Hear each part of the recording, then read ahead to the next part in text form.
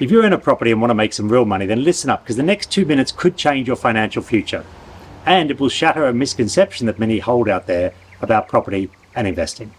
There's a saying that says, don't wait to invest, invest, then wait. Now, it's very important. Let me explain why. My name's Jason Dwyer, and I set up Dwyer Property Investments some time ago, and I hear every day, day in, day out, this misconception, old school myth, that people feel they have to pay off their home loan before they can invest in property, and it's simply not true. My parents worked hard all their life to pay off their home loan so they could then invest in a property. But by the time they paid off their home loan, it was simply too late. It was simply too late for them to get a loan and too late to get any real capital growth from an investment property. So don't fall into the trap that many thousands of people do and think that you have to pay off your home loan first. There are smarter ways to use your money. Equity. Equity is the difference between what your home is worth and what you owe on the property. That money is yours. It's your money, it's just invested in your house, and you could be using that money to invest in a property. You don't have to wait for your house to be fully paid off.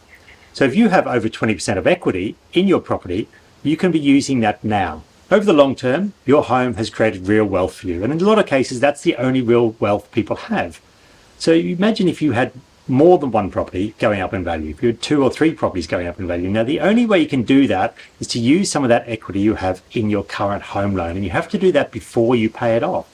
So if you've got more than 20% equity in your home, you can start using that now. You get a fully tax-deductible investment loan against your home and use that to invest in the property. Now, you're not putting your home at risk because the risk is with the investment property itself. If you retire and you only have your super and your one home to live in, then that's simply not enough to retire on. Or you have to sell your house and live off the proceeds, but then where are you going to live? It's a dilemma that faces millions of our aging population. Don't fall into the old school trap to wait until your home loan is fully paid off.